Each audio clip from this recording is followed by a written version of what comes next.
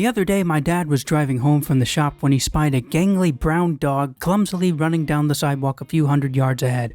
It was an unusual looking hound, like an enormous skinny puppy, and it ran with an awkward, uncoordinated lope. It was having a significantly difficult time keeping a true course as well, stumbling and half galloping along, attempting to run in a straight line but not really getting anywhere. I wonder what he's up to, Pops muttered to himself. After scraping dog crap out of his lawnmower tire treads on numerous occasions, Dad pretty well knew most of the dogs in the neighborhood, and he certainly wasn't familiar with this one.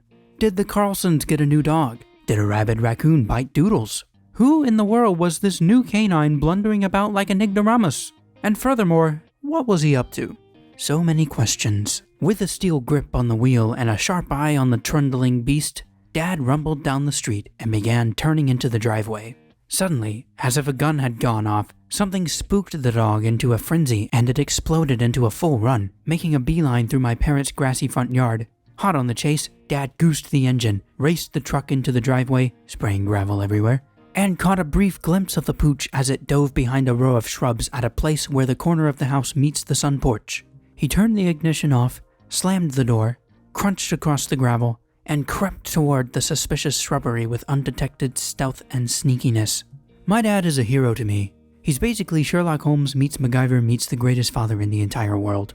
He's encouraged me time and again, and has always been a far greater role model and influence a boy could ever hope for. He loves the Lord Jesus with all his heart, soul, strength, and mind, and I can't even describe how honored I'd be if I were to end up as good a man as he is someday. On top of all that, there isn't a broken thing in the world he can't fix, a problem he can't solve, nor a mystery he can't unravel.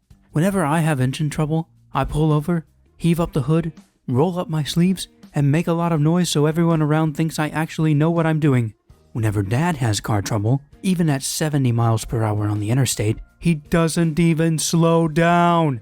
He puts a brick on the gas pedal, swings his legs out the window, scrambles down the hood like a human fly, somehow gets the thing open, tampers with a bunch of junk inside, and gracefully returns to the safety of the cab before the truck drifts off the shoulder and slams into the ditch. Pure Chuck Norris. He does it all the time, and Mom is so used to it, she just yawns and cranks up the oldie station until he gets back. In the present situation, however, Dad was feeling his pulse begin to quicken. Having read The Hound of the Baskervilles a number of times, he was well aware of such monstrous, unpredictable beasts that lurk out there, so naturally there was no harm in being too careful.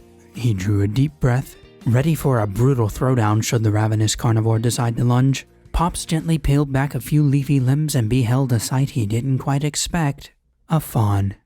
A cute baby deer. Who knew where this big guy came from or where his mother was? But old Dad, being the kindly gentleman he is, allowed Bambi to reside in the safety and comfort of the cozy nook behind his bushes. The fawn hid/slept during the day and came out at night to chomp on leaves, grass, and who knows what else. All in all, he was great company for my parents. Mom loved the little deer, and Dad couldn't help but crack a wry smile as he continued to scrape out the mower tire treads with an old screwdriver. And of course, my pal Dennis and I had someone to hang with.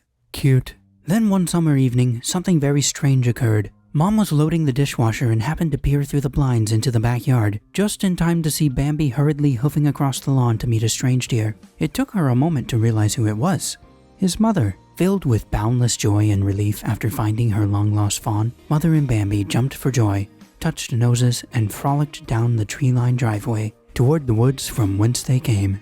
As they bounded away, Bambi turned and gazed across the field towards my folks' old house, as if to bid a fond and final farewell. Mom smiled as the twilight deepened, and the two silhouetted deer, reunited at last, pranced away through the prairie grass under the light of the misty moon, and finally disappeared out of sight. It was a heartwarming scene. Yeah,